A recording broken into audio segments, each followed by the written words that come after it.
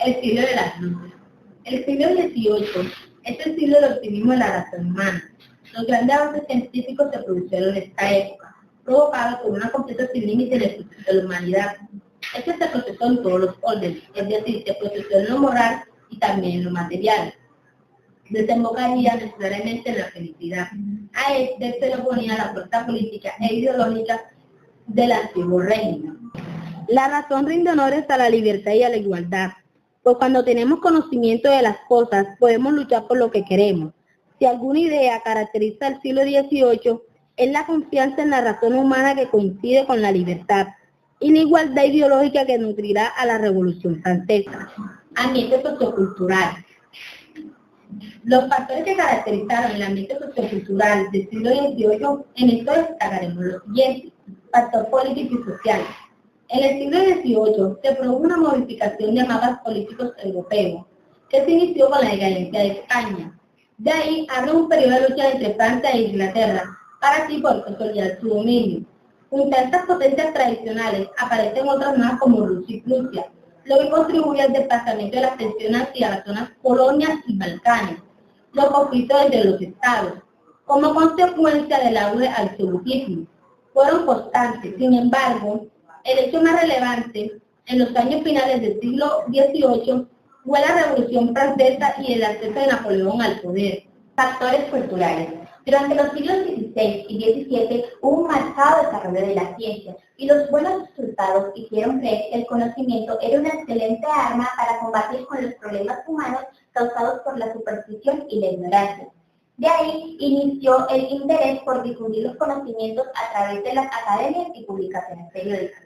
Se dice que esta época es ilustrada porque el conocimiento se ha impartido al público para acabar con el fanatismo y el engaño, y para que las personas no caigan en ilusiones y falsos conocimientos, y cada quien sea libre de investigar y conocer la verdad. Entre tanto, en el siglo XVIII se hace una crítica a las religiones positivas, las cuales son las que conocemos como la religión cristiana, la judía, etc. Porque estas solo generan fanatismo y crean guerras entre ellas. Y para los ilustrados, estas guerras, por posicionarse como la religión verdadera, están alejadas de toda razón. Estas críticas dieron a luz a la religión natural, la cual se aleja de todos los contenidos míticos y se queda únicamente con la existencia de Dios. De esta religión se han creado las diversas religiones. La razón, autoridad suprema. En la Ilustración se toman las ideas de progreso, civilización, humanidad, naturaleza y razón, pero la más importante es la razón, ya que es la base de la Ilustración. La razón es dada en la misma medida a todos los hombres y para todas las épocas. La razón debe desarrollarse porque es con ella que se resuelven los diversos inconvenientes de la vida. Por eso, el ser humano alcanza su mayoría de edad a partir del uso que le da la razón, cuando es capaz de tomar sus propias decisiones. Lo que hace un pueblo distinto de otro es el uso que se le dé a la razón. Por ello, la importancia de la educación.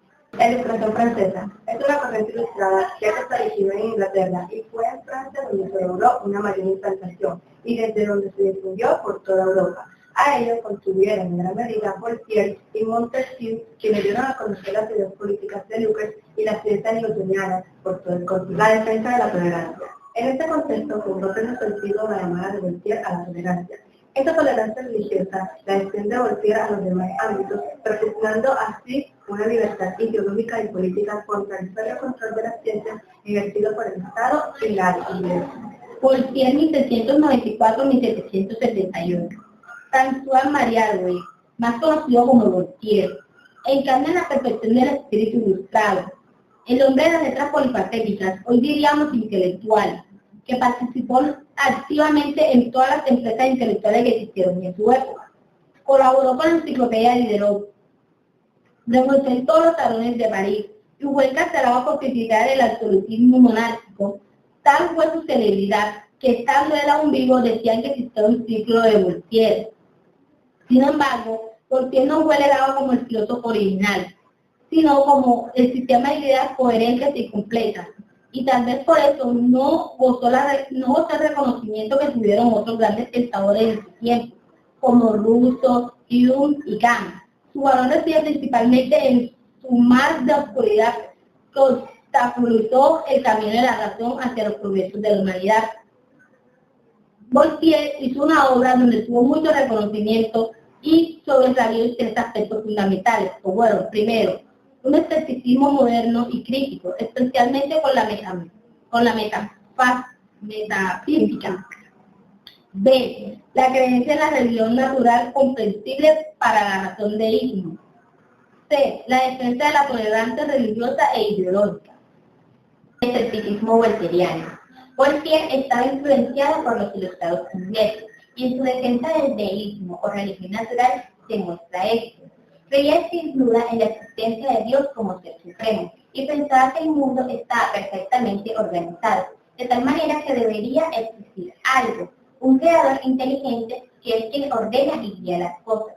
Pero este Dios artífice no puede confundirse con el Dios de las religiones positivas o reveladas que Voltaire tanto critica.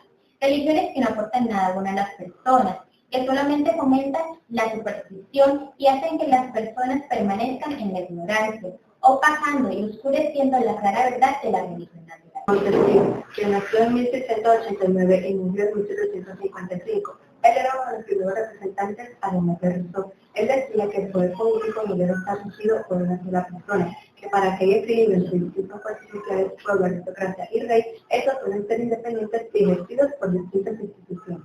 Locke separó el poder en ejecutivo y legislativo, con lo que Montesquieu no estaba de acuerdo, ya que para él debería existir un tercer poder, el judicial, con el que se garantice el correcto funcionamiento de las leyes y para que no haya ningún abuso de autoridad política.